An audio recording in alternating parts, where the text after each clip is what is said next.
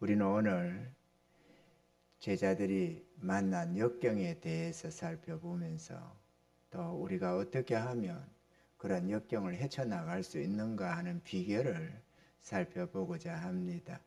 성경은 말세를 만난 우리를 위하여 기록이 되어졌다고 할 정도로 이 마치 문제풀이의 보기처럼 우리에게 하나님이 예고해 주시는 말씀이고, 우리가 어떻게 문제들을 헤쳐나갈 것인가, 어떻게 하면 그 어떤 위기들을 극복할 것인가 하는 것에 대한 해답을 말씀하고 있는 것입니다.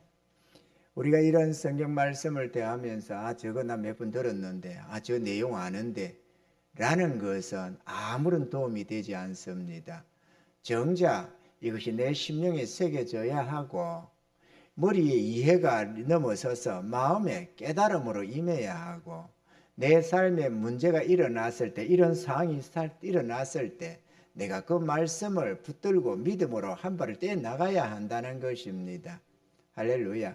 우리가 낮 시간에 우리가 말씀 본 것처럼 이 주님의 이런 역사들, 하나님을 인정하는 삶, 이런 것들에 대해서 어디 한 번, 두 번 들었겠습니까? 하나님 살아계신 하나님, 그분을 의지하면 그분이 도우신다, 뭐 이런 얘기들을 수없이 들어왔을 것이고, 그 본문도 우리가 몇몇 번 들어왔을 것입니다. 그러나 우리의 삶 속에 실질적으로 하나님을 인정하지 않고 내 마음 내 뜻대로 결정하는 일들이 어디 한두 번이냐 그거죠.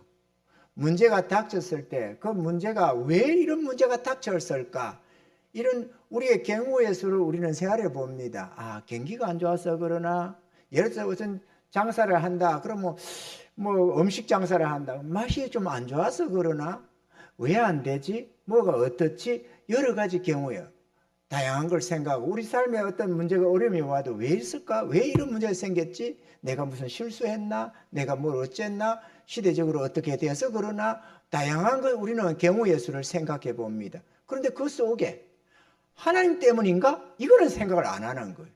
그 경우의 수에 하나님이 안 들어가는 겁니다. 내가 왜 이런 공고함이 왔을까? 하나님만 생각하라거든요. 공고하면 생각해라. 왜? 하나님이 행통과 공고를 겸하여 주기 때문이다.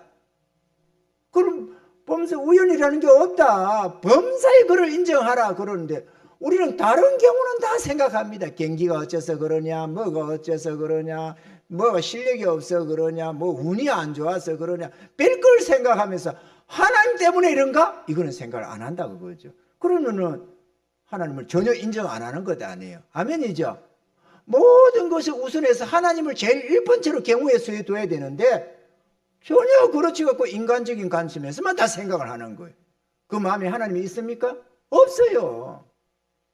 범사의 그를 인정하라는 거, 저거 들어서 아는 건데 그게 무슨 소용이 있어요? 그걸 100번 들으면 무슨 소용이 있습니까? 전혀 내 삶에 적용이 안 되는데, 그럼 그거는 하나님의 말씀을 전혀 모르는 것과 똑같습니다. 아멘이죠. 말씀을 듣고 믿음으로 화답해 나갈 때 그 말씀이 산 말씀으로, 생명의 말씀을 내게 역사하는 것이지, 듣고 들었으면서도 전혀 내 삶에 적용이 안 되면 그건 모르는 것과 똑같은 결과다 그거죠. 오늘 이 말씀도 마찬가지입니다. 인생에 환란이 안 닥치는 사람이 어디 있습니까? 문제가 안 일어나는 삶이 어디 있습니까? 그런데 이 말씀을 몇 번 들으면 뭔 소용이 있느냐 이거죠. 정답을 알고 있어야 되고, 문제가 일어날 때 그 정답을 써내야 되는 게 중요하잖아요. 아멘이죠. 우리가 정답을 써내면 된다잖아요. 하나님의 정답을 써내기만 하면은.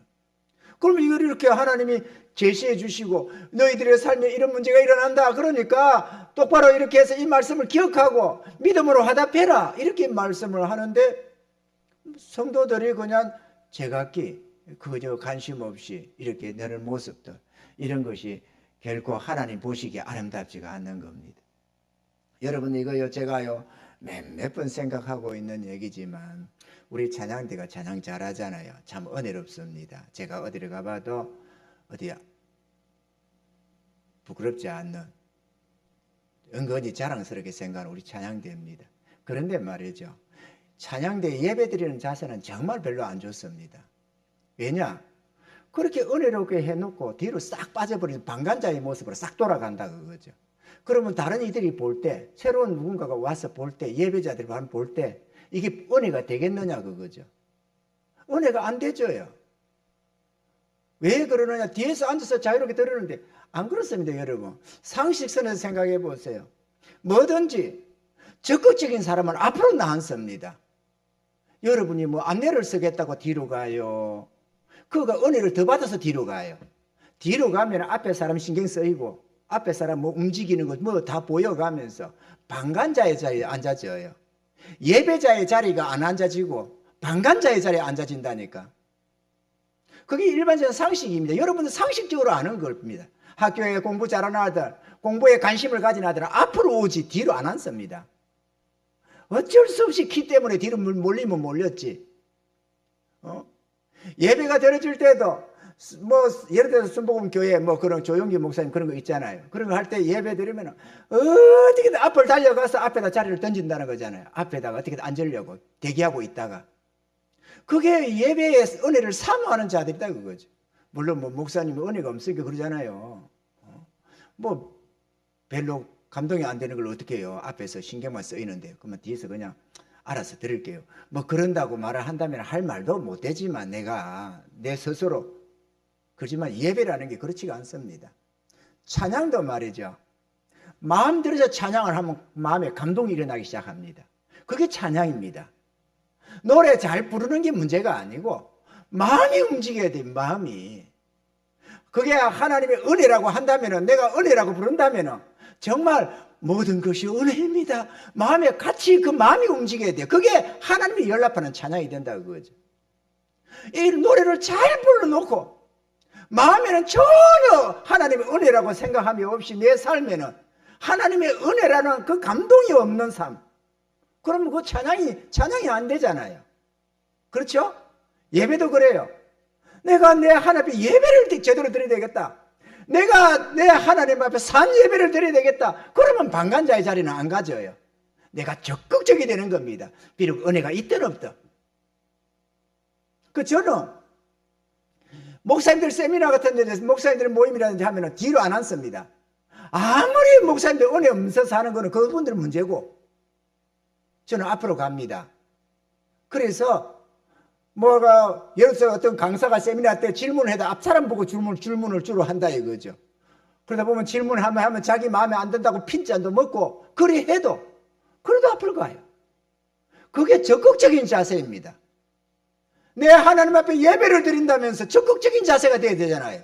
주의 은혜를 사모하고 좀 더 은혜 있겠다고 좀 더 하나님의 은혜를 사모하는 그런 마음이 있어야 하나님이 보실 때 아름다울 것 아니에요. 하나님이 우리 모습들을 볼 때 그렇게 기뻐하겠어요? 뒤를 떡 앉아가지고 정작 교회 제일 어린 장로님은 제일 앞에서 이렇게 항상 한결같이 그러는데 여러분이 장로입니까? 여러분이 초신장으로서 신앙으로 뒷짐지고 있는 사람들입니까? 그게 모양이 아름답지가 않잖아요.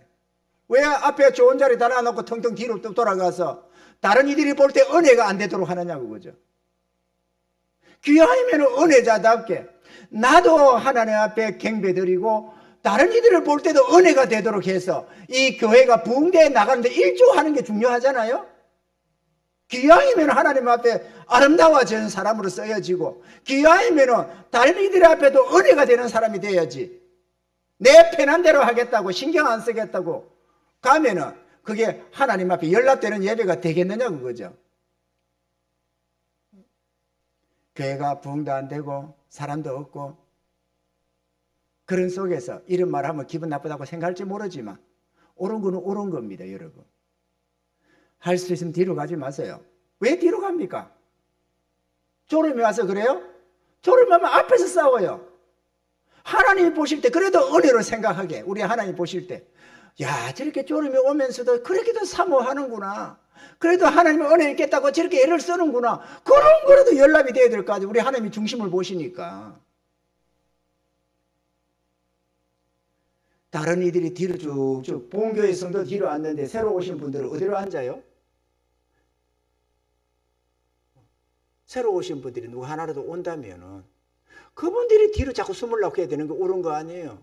그런데 본교회 성도들이 더더구나 찬양을 잘하고 뒤로 쭉 빠져나가 버리고 무슨 썰물 만나는 것도 아닌데 말이죠. 이게 아름다운 게 아니잖아요.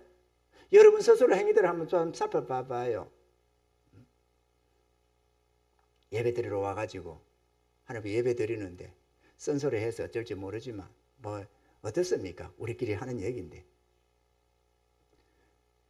나 하나를 기준으로 생각하지 고 나를 생각하지 말고 모두를 생각, 교회를 생각하고 하나님을 생각하고 다른 이들을 생각해 보세요. 그러면 나의 행동이 지금 옳은가 그런가 이게 은혜인가 아닌가 내 행동 자체도 남에게 은혜가 될 수 있고 은혜가 안 될 수가 있다 그거죠.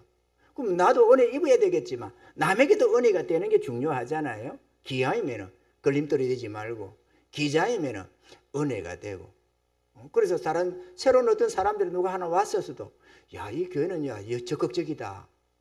참 은혜롭다. 이런 것이 보여지는 게 중요하잖아요. 내가 새로 오는 사람들 쫓아내는 원인이 될 필요는 없잖아요. 잘합시다, 여러분. 기아이면은 같이 하나님을 섬기는 자들 아닙니까? 기아이면 우리 배곡교를 섬기는 자들 아니에요. 그러면은 기아이면은 교회 주인답게 우리가 좀 더 적극적인 자세로 그리고 또 믿음을 가진 자답게 좀 은혜 받겠다고. 은혜가 없어서 은혜를 못 받는 게 아니에요. 여러분의 마음이 문제지. 그죠? 우리의 마음이 문제 아니에요. 내 마음이 열리면 은혜가 될 것도 없고 내 마음이 안 열리면 은혜가 안 되져요. 예수님 당시에는 누구나 다 은혜 입었습니까? 예수님이 설교하면 다 은혜 받습니까? 아니에요. 사도들이 설교하면 다 은혜 받습니까? 아닙니다. 비방하는 자는 여전히 비방하고 배척하는 자는 배척합니다. 왜? 마음이 달렸으니까.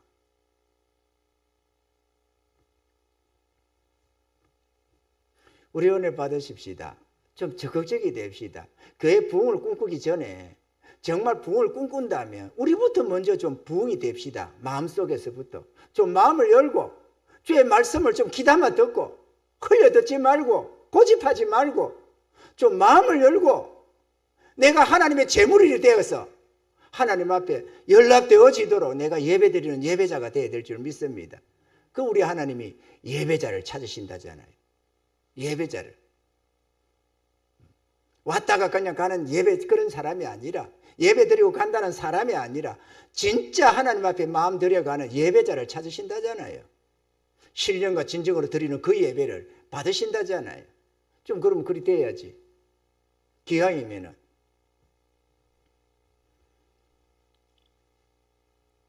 오늘 본문 속에 보면은 어두운 밤바다에서 제자들이 풍랑을 만났습니다. 어두운 밤이다 보고 바다 속에서 바다 가운데서 풍랑을 그렇게 만났습니다. 감당할 수 없는 그러한 모진 풍랑을 그들이 만났습니다. 주님이 함께 하시는데도 어떤 연유인지 풍랑이 몰아쳤습니다. 우리의 삶 속에 우리가 예수를 믿는다고 해도 우리 삶에는 풍랑이 찾아옵니다. 풍랑이 왜 그래 하느냐? 그게 하나님이 한결같이 하는 뜻이고 섭리이기 때문에 그렇습니다. 아멘이죠. 그런데 우리가 이해하지 못하는 것은 아니 전능하신 하나님이 계신데 내가 하나님의 자녀인데 왜 이럴까? 그런 의아스러움을 생각합니다만은 하나님이 뜻이 있어서 그렇다고 성경은 말씀을 하는 것입니다.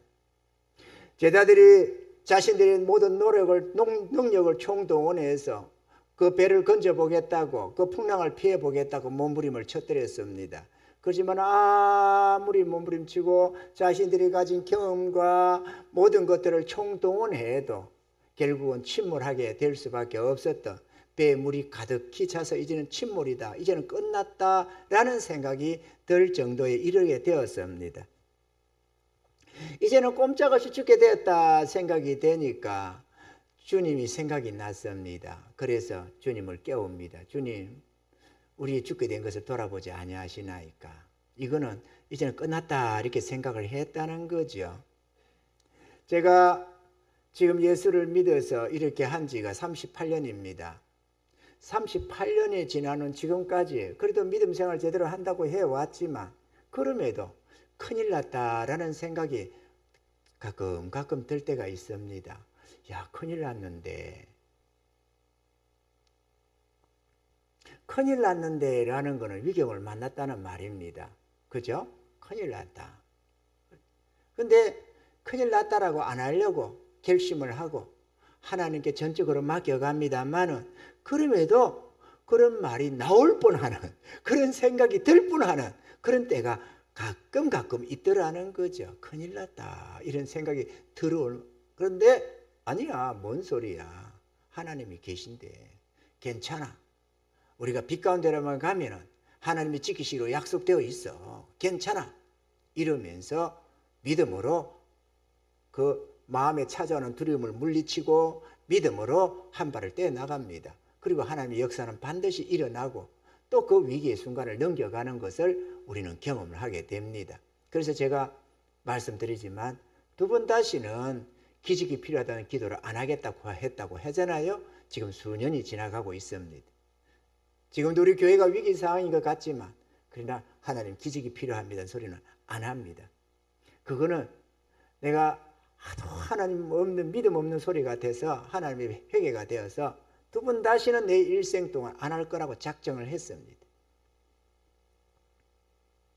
왜 우리가 이렇게 두려워하느냐?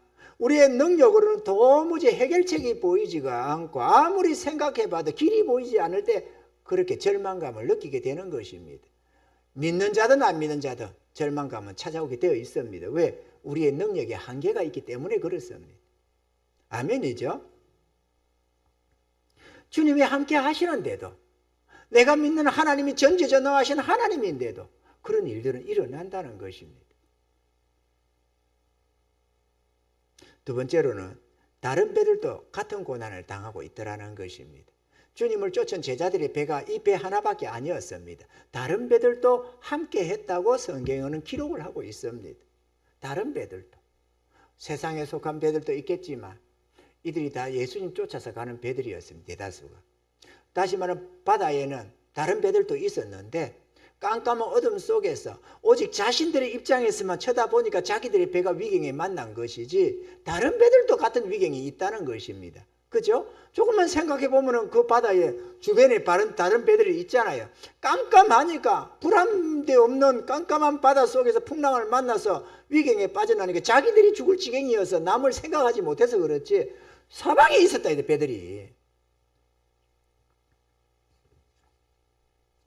우리나라에도 2000년대 초반, 2020년대 초반 코로나19로 아주 세계적인 위기를 만난 적이 있습니다. 이거는 한 개인의 인생이 아니고 조그마한 배 하나가 문제가 아닙니다. 나라와 세계가 위경에 빠졌던 적이 있습니다.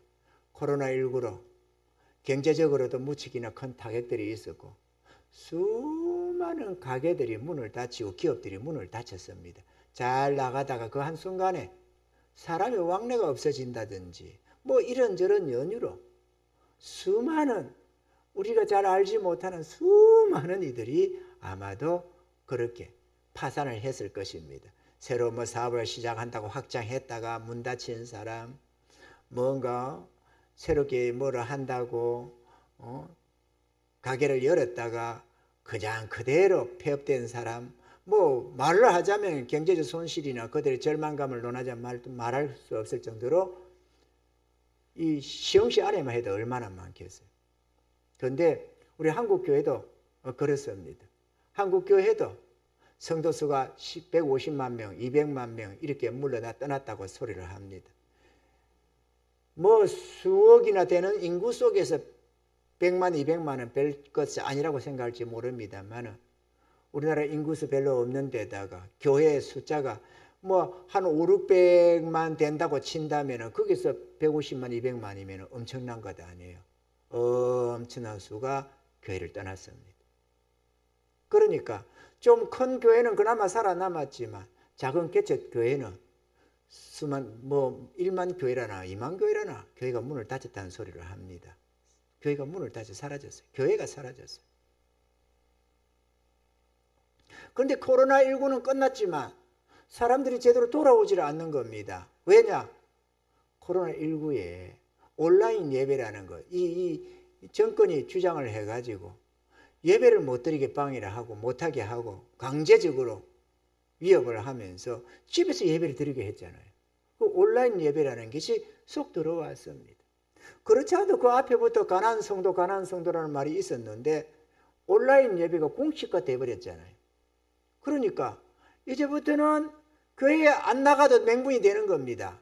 양심의 가책을 크게 당하지를 않아요. 그래서 내 좋은 대로 예배 선상에 앉아있지 않으니까 신경 쓸 것도 없어. 예를 들어서 설교상에서 무슨 설교에 좀 강한 말이 나와도 온라인 예배를 들어오고 있으니까 상처를 안 받잖아요. 같이 앉았으면 오늘 같이 이렇게 한마디 하면 상처받아가지고 아이씨 이러려고 좀 그것도 내 알아서 하는 건데 뭘 저러느냐 이렇게 공탄한 하게 할지 모르지만 온라인 예배에서 그런 소리 안 듣잖아요. 그리고 기분 나쁘면 다른 채널을 돌리면 되는 거죠. 다른 채널. 예배가 자유롭습니다. 교회 노는 시간 따질 것도 없고 옷차림 따질 것도 없고 내 편한 대로 그냥 핸드폰이나 텔레비전 앞에 앉아서 해서 그만 예배 드린다고 드리면 되는 거예요. 설교 듣고 아멘 아멘 그러면서 은혜가 안 되면 돌리고 그러면 되는 겁니다. 예배가 자유롭잖아요. 또 헌금도 자유롭습니다. 헌금 안 한다고 누가 눈치 봅니까? 집에서 예배 드리는데 헌금도 안 해도 자유로워요. 사람들 신경 쓸 필요도 없습니다. 부대끼면서 서로 눈치 보고 지난주 왜 안 났냐 뭐가 어쩌냐 이러냐 저러냐 신경 쓸 게도 없어요. 천국과 지옥만 생각 안 한다면 이처럼 자유로운 신앙이 없습니다. 천국과 지옥만 안 따진다면 말이죠. 그런데 온라인 예배에서 성화를 이룹니까?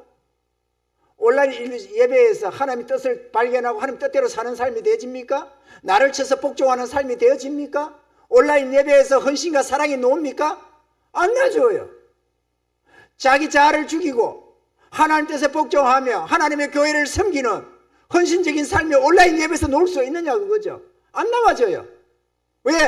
내 좋을 대로 예배니까. 그게 예배라고 하나님이 하시느냐? 아니다 그거죠. 아멘이죠? 성경에 봐봐요. 내 좋을 대로 예배가 예배인가? 그런데 좋을 대로 신앙이 돼가지고 오늘날의 이 잘못된 이 시대의 신앙과 타협을 하면서 그걸 지지해주는 어떤 설교들, 목사들 그런 얘기 들어가면서 그래 저렇게도 하지.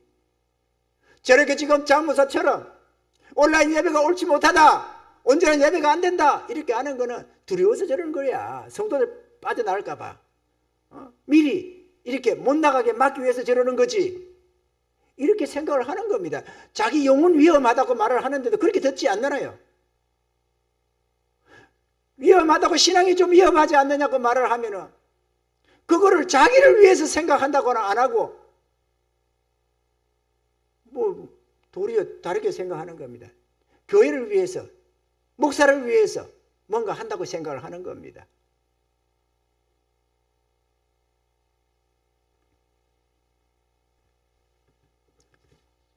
그러다 보니까 코로나는 끝났지만 교회로 돌아오는 수는 아주 적습니다.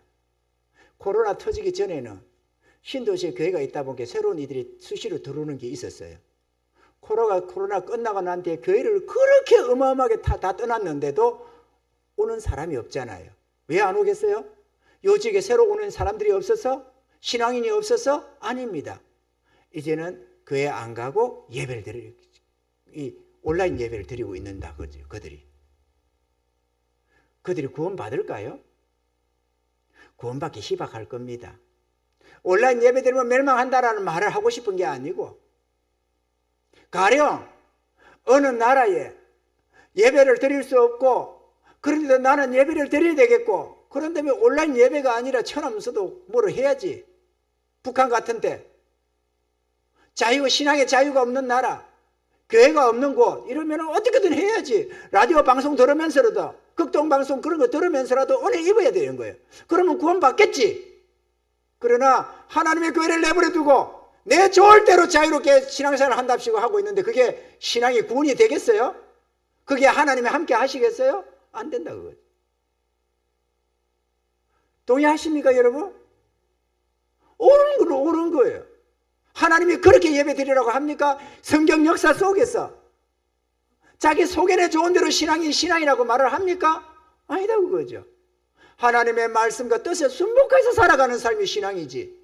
하나님의 지시를 따르고 그 말씀에 순종해서 자기를 쳐서 복종시키고 하나님의 나라를 섬기고 이웃을 섬기고 서로 사랑하고 위하고 그러면서 하나님이 맡긴 사명 감당해 가면서 교회를 받들어 섬기는 그게 신앙이다 그거죠. 그걸 위해서 하나님이 부르는 거예요. 그런데 내 좋을 대로 돼가지고 하나님 기쁘신 대로가 아니라 내 좋을 대로가 돼가지고 내 편한 대로 아무렇게나 예배를 드리면서 그걸 예배라고 하면 하나님 예배를 받느냐 그거죠.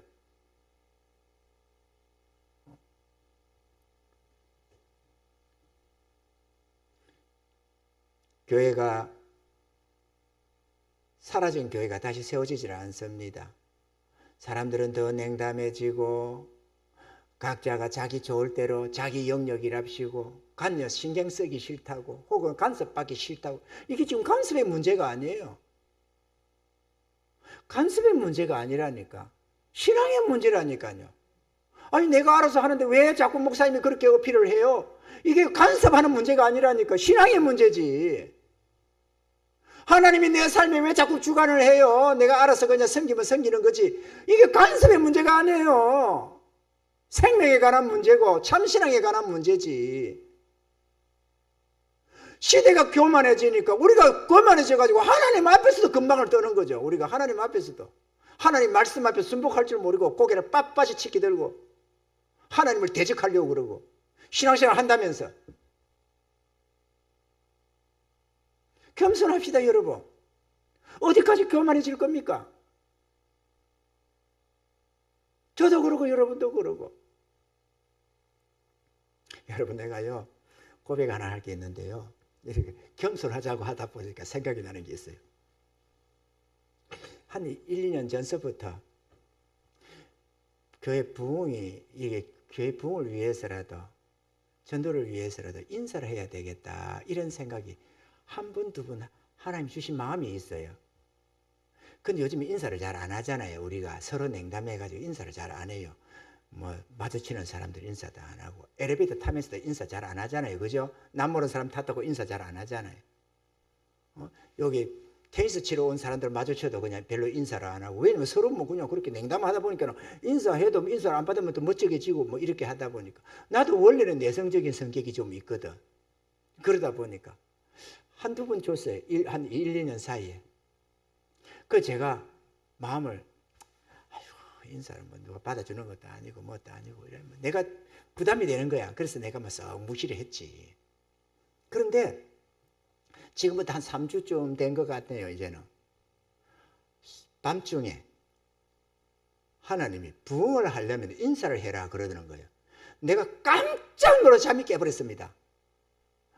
부흥을 하려면 인사를 하래요. 이래가지고 잠이 깨가지고 1시간을 넘게 잠이 안 들고 그걸 생각하다 이렇게 생각하거든. 저렇게 했는데 그게 맞는 말이에요. 맞는 말이더라고. 아무리 생각해도. 그러다가 잠을 못 자고 새벽기도로 나왔습니다. 그러고도 그게 순복이 잘 안 되는 거. 내 안에서. 여러분 마음이 부담되는 거 아멘 잘 안 되죠? 솔직하게 말해봐봐요. 맞지? 나도 사람인데 안 그러지. 전도를 하기 위해서는 안녕하세요 이러면서 전도지도 주지만은 그냥 가면서 뭐 모르는 사람한테 안녕하세요 이렇게 하는 이게 요즘 시대가 서로 그렇게 인사를 안 하고 하다 보니까 좀 어색하고 저 해도 쌩 까는 사람도 있으면 민망해지고 그런 게 있어요. 그래가지고 제가요 열흘 넘게 입을 다물고 있었습니다. 사모한테도 얘기도 안 하고. 그럼 내가 어떻게 기도했는지 압니까? 하나님 이게 진짜 하나님 뜻입니까? 내가 가만 생각해 하나님 뜻 맞아요. 왜냐하면 생각이 쑥 들어왔을 때 세 가지 종류로 하잖아요. 하나는 내 생각, 하나는 사단 생각, 하나는 하나님의 생각이라 하잖아요. 사단이가 부흥하려면 인사하라. 절대로 그럴 리가 없어. 그럼 사단은 절대로 아니야. 그 다음에 그러면 내 생각일까요? 내 생각도 아니지. 나는 절대로 원치 않는다니까. 그거를 내가 원해가지고 하고 싶어서 그 생각이 났다면 그건 말이 안 되는 거예요. 그럼 내 생각도 아닙니다. 그럼 누구 생각이겠어요? 당연히 하나님의 생각이지. 그럼 맞지. 맞는데 이게 쉽지가 않은 거예요. 인정이 잘 안 돼. 인정하는 순간에 해야 되니까 이 부담감에. 그래서 내가 이렇게 기도했습니다. 하나님 아버지 이게 주의 뜻이 맞다면요 사모한테나 장로님한테 사인을 주세요. 그래가 저들이 인사해야 되겠더라, 뭐 어쩌더라, 이러면은 주의 뜻인 줄 알겠습니다. 이러면서 내가 막 밀렸습니다. 열흘간을 밀렸어요. 그런데 도대체가 이게 가책이 되고, 앞에는 한두 번 그래 했는데 내가 넘겼거든요. 그래서 지금 여기까지 왔다고. 한 1, 2년은 버텼어요. 근데 이번에는, 이게 워낙에 해가지고 정신을 번쩍 차려가지고 정신을 들게끔 해버려가지고, 그래가지고 한 열흘 만에 사모한테 이실직고 했잖아요. 사모님, 이게 하나님께서 꿈인지 실제로 말을 했는지 몰라도 내가 갑자기 하나님의 음성을 듣고 번쩍 눈을 떴는데요. 부흥을 하려면 인사를 하렵니다. 그 내가요 하기 싫어서 내가 이 말만 했는데요. 도대체가 이거 날마다 이게 실현이 돼가지고 내가 그렇다고 했단 말이에요. 그러면 해야죠. 그러더만 장로님이나 사모님은 인사를 하기 시작하네요. 전혀 난 모르는데 딱 타면서 아무도 모르는 사람, 전혀 생판 처음 보는 사람, 안녕하세요 다 하는 거예요. 그럼 그 사람이 전혀 인사도 안 받고 막 이런 사태가 생기는 거예요. 그래서 저도 어쩔 수 없이 하기로 시작합니다. 그래서 그런데 한술바에 배부르는 건 아니잖아요. 그냥 안 하던 거 한번 이 사람한테도 한번 해보고 저 사람도 한번 해보다 보면 점점 익숙해지거든. 인사를 해야 돼요. 이게 하나님 뜻 맞아요. 하나님이 오직 뜻을 줘도 안 하니까 뺀질거리니까 밤에 인을 치듯이 그냥 냉큼 부흥하려면 인사를 해라 이놈아 이렇게 했나 봐요. 인사합시다 여러분. 인사 처음부터 안 되죠. 우리가요 오랜 세월에 목회하면서 외부 교회들과 담을 쌓고 살았잖아요. 우리 시흥시에 하나님께서 연합해서 이 예배를 드리라고 해서 우리가 처음으로 시작한 것도 아니에요. 그죠? 그 앞에는 내가 기도회 하면서 나가고 조찬 기도회 같은 데 참여하고 뭐 이런 데 하면서 참여를 하고 있었지만, 본격적인 것은 우리 확장 예배 드리면서 하나님 예배를 확장 예배 드려야 말아요. 그러다 보니까 연합해서 드리라 하는 바람에 시흥시 관계자들도 부르고 이렇게 저렇게 해서 연합해서 예배를 드렸습니다. 그리고 그때부터 우리 배곡교회가 나타나기 시작을 했던 거죠. 그런데 한 번, 두 번, 세 번 해 나가니까 점점 이 시흥시 안에 우리 배곡교회가 서서히 알려지기 시작하고, 이분 저분들이 무척 반갑게 맞이하고 귀하게 대접해주고 그런 하나님의 그런 역사가 있는데, 거기다가 뭐 어려운 교회들 돕자고 물질도 내놓기도 하고 뭐도 하고 이렇게 해 가다 보니까 거기에 하나님이 우리는 주의 뜻에 순종해서 어려운 중에도 이렇게 자그마한 물질밖에 아니지만 이렇게 했지만 하나님은 그걸 귀하게 써가지고 이분 저분들 앞에 아름답게 해 주셨습니다. 그래서 아주 귀하게 우리 교회를 보고 있는 것 같아요. 뭘 말하고 싶으냐? 그렇게 한술밥에 배 안 부르듯이 그 자그마한 행동 하나하나가 점차 자연스러워지고 그들과 가까워지고 마음이 열려지고 서로 아는 관계, 아름다운 관계가 되어가는 겁니다. 그럼 마찬가지로 교회가 부흥하려면 아는 사람이 있어야 되고 그 교회가 인지도가 생겨야 되잖아요. 이 교회 참 좋다. 성도들이 참 맑다. 얼굴이 밝다. 인사 참 잘한다. 그리고 왜인지 모르게 말을 해도 기꺼이 마음을 내주고 내가 교회로 가려면 저 교회 가야 되겠다 이런 마음도 들어야 되는 것도 아니에요. 오늘 갑자기 오는 건 아니고. 그것을 하는 데서 최고가 인사 아니겠어요? 마음과 마음의 담을 허무는 것은 인사밖에 없어요. 그 지난날에 우리 손hen보 목사님, 세계로교회 손hen보 목사님 그 말 했습니다. 인사만 해도 부흥이 된다고, 전도가 된다고. 그런 말 들어서 우리가 뭐 모르는 바는 아닙니다. 문제는 부담이 되니까 안 했다는 거죠. 무슨 관계된 사람들에게나 인사를 하지. 교회 나오는 사람은 죽은 조상 대하듯이 반갑게 우리가 인사를 하지. 교회 나온 사람도 인사를 안 한 사람이 있는지 모르겠습니다만 이 나오면 얼마나 반가워요. 그래 인사를 하지. 그런데 문을 놨으면 우리는 인사를 안 하는 거죠. 그러면 저들도 담을 쌓고 있고 우리도 담을 쌓고 있고 완전히 담이 쌓여가지고 알 수 없는 마음의 벽이 딱 생겨가지고 전도가 될래야 될 수가 없어요. 내가 가만 생각하니까 한국 교회가 이 모습이구나. 그게 깨달음도 생기더라고. 내가 곰곰이 생각해 봤어요. 한국 교회가 부흥이 안 되는 게 이 원리도 있겠구나. 담이 쌓여가지고 조금 아는 관계, 이렇게 얼굴을 좀 아는 사람이지만 말도 한번 섞어보지 않았고 이런 관계. 왜 그러겠어요? 인사를 잘 안 하는 겁니다. 여러분 인사합시다. 우리 장로님이나 사모는 보면 뭐 그냥 타도 그냥 전혀 모르는 사람들 안녕하세요 그러는 거죠. 그러다 보면 장로님 그러잖아요. 고기를 구워서 가만히 있어봐라. 그리고 장로님이 육청을 누르니까 육청이 뭐가 있지 싶어서 쳐다본다잖아요. 아, 교회, 테니스는 아니겠고 교회 이렇게 말이죠. 한번 하고 용기 내서, 저도 지금 용기 내고 있거든요. 한번 용기 내서 또 한번 인사하고, 뒤돌아 있는 사람 보고 안녕하세요 이렇게 인사도 한번 하고, 그렇게 해가면서 점점 내 마음이 열려나가는 것을 느껴요. 내 안에 두려움이, 이웃을 향한, 남 모르는 사람들을 향한 이 두려움이나 어떤 담이 허물어져 가는 것을 느낄 수가 있습니다. 하셔야 됩니다, 여러분. 전도는 어쨌든 인사는 할 수 있어야지, 그죠? 전도는 뭐 말이 안 돼서 뭐 이렇게 애를 태운다지만, 인사는 우리가 해야 되죠. 인사는. 안녕하세요. 뭐 다른 거 없어요. 안녕하세요. 오늘 날씨가 참 좋네요. 아, 봄인 것 같아요. 아, 이런 인사를 하면 되는 거지. 인사를 하면. 요 테니스 운동 많은 사람들 만나면 오늘 운동 많이 하셨어요? 테니스 운동 많이 돼요? 이런 인사를 한번 하는 거죠. 흑원 안녕하세요만 할 것이 아니고, 안녕 안 하면 어쩔 건데. 합시다.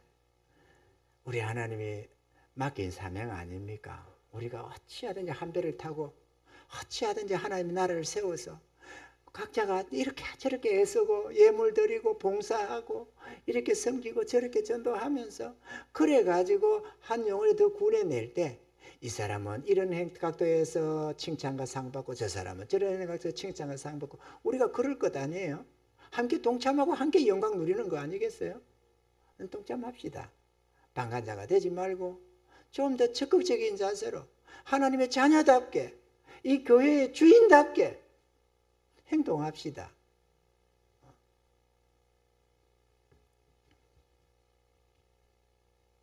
세 번째로는 고난과 절망이 찾아올 때는 주께 나와 기도하면서 주의 도움을 구해야 한다라는 것입니다. 주여 우리의 죽게 된 것을 돌아보지 아니하시나이까. 이게 기도입니다. 주님께 부르짖는 기도. 시편 50편 14절 15절에는 감사로 하나님께 제사를 드리며 지극히 높으신 자에게 내 서원을 갚으며 환난 날에 나를 부르라. 내가 너를 건지리니 내가 나를 영화롭게 하리로다. 환난 날 내게 부르라. 내가 너를 건질 거다. 그러면 네가 나를 영화롭게 할 거다. 오늘 제자들도 그랬습니다. 우리의 죽게 된 걸 돌아보지 아니하시나이까. 주님을 깨우니까 주님이 잠잠하라 고요하라 그렇게 하니까 바람과 바다가 잠잠해지는 걸 보면서 저가 니기에 바람과 바다라도 순종하는고 하나님을 알게 되고 하나님께 영광을 돌릴 수가 있었던 것입니다. 절망적인 상황 속에서도 주님이 역사하시면 어떠한 문제든지 해결된다는 것을 우리는 알아야만 합니다. 잠잠하라 고요하라 주님의 말씀 한마디면 어떠한 문제도 상황이 종료된다는 사실입니다. 어찌 그런 일이라고 의아해할 사람들도 있지만 하나님의 역사가 언제나 이렇게 경이롭다는 것을 우리는 알아야만 합니다. 본문 속에 제자들이 당한 고난은 도리어 복이 되었고 주님의 능력을 새롭게 인식하는 계기가 되었는데, 이들도 말하기를 제가 네게 바람과 바다라도 순종하는고 이렇게 했습니다. 우리도 마찬가지입니다. 그런 고난을 통해서 하나님의 역사를 경험하면서 이야 우리 하나님은 정말 위대하시다 이런 고백을 하게 되는 겁니다. 사실 이 풍랑 사건은 시편에 이미 예고되어 있는 내용이기도 합니다. 주님은 이 사건을 통해서 자신이 누구인지를 제자들에게 알려주시고자 했고, 또 제자들이 풍랑을 만날 때 어떻게 해야만 해결된다는 것을 알려주시려고 했다는 것입니다. 시편 107편 24절로 29절에는 이렇게 기록하고 있습니다. 여호와의 행사와 그 기사를 바다에서 보나니 여호와께서 명하신즉 강풍이 일어나서 바다 물결을 일으키는도다. 저희가 하늘에 올랐다가 깊은 곳에 내리니 그 위험을 인하여 그 영혼이 녹는도다. 저희가 이리저리 구름에 취한 자같이 비틀거리니 지각이 혼돈하도다.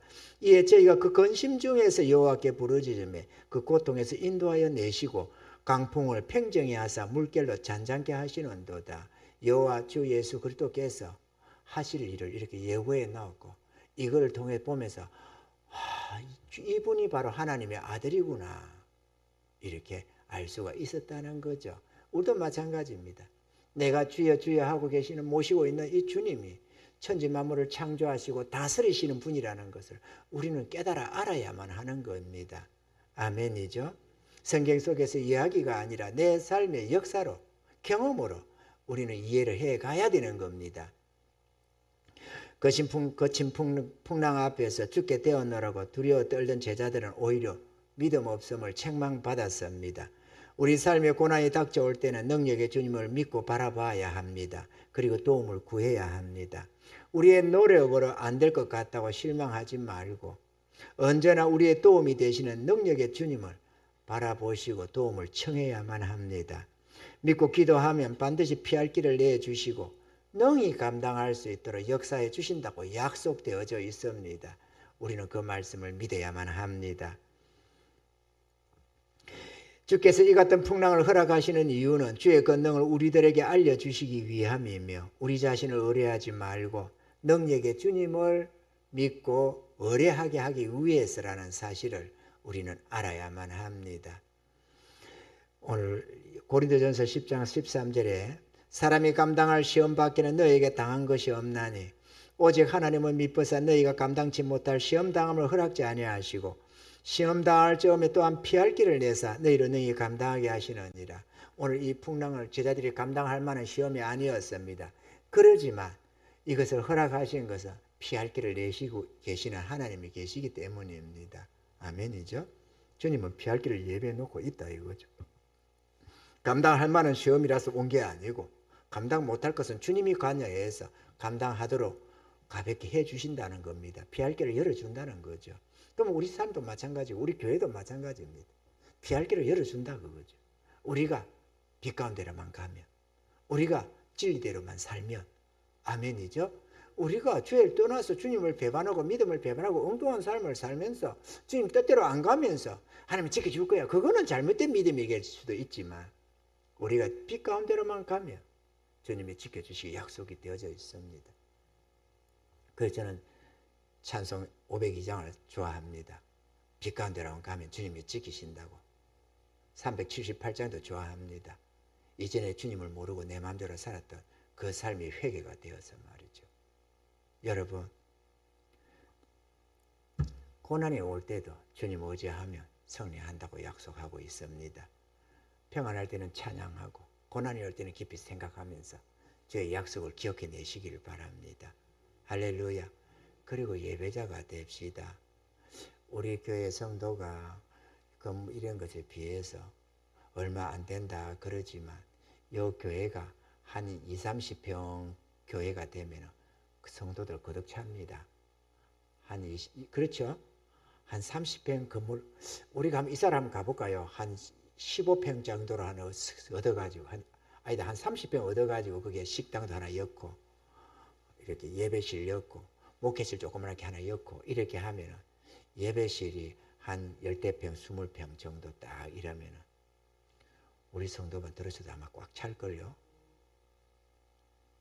말하고 싶은 거는 성도 수가 문제가 아니고 그거는 우리가 어쩔 수 없는 부분이라고 하더라도 우리가 예배자는 돼야 됩니다. 방관자가 아니고 예배 구경꾼이 아니고 뒤로 물러나서 적당하게 그냥 구경하다 가는 것처럼 설교도 흘려 듣고 찬양도 흘려 부르고 그렇게 몽롱하게 영적 잠에 빠지듯이 그렇게 예배 드리는 자가 되지 말고 찬양을 해도 하나님 앞에 마음 들여서 내가 마음을 들여서 찬양을 하는 거예요. 마음을 들여서 한번 해봐봐요. 그러면 감동이 일어난다니까. 태산을 넘어 험곡에 가도 이 마음에서 나면은 감동이 일어나잖아요. 하나님을 향한 찬양이 생기잖아요. 하나님을 바라보기 시작하잖아요. 우리 영혼이 하나님을 앙망하기 시작하는 겁니다. 설교도 주님이 주시는 음성으로 들어봐봐요. 그래 맞아 아멘 나 그러겠습니다 하나님. 이런 말씀 들으면 한편으로는 와, 내가 과연 저럴 수 있을까? 과연 내가 저렇게 환난 속에서 주님을 의뢰하고 주님을 앙망할 수 있을까? 그러면 주님 자신이 없습니다. 그러나 하겠습니다. 주님 도와주세요. 나에게 믿음을 주세요. 그래서 내 고난 속에도 내 주님을 의지할 수 있도록 주의 말씀 붙들 수 있도록 나에게 은혜를 주세요.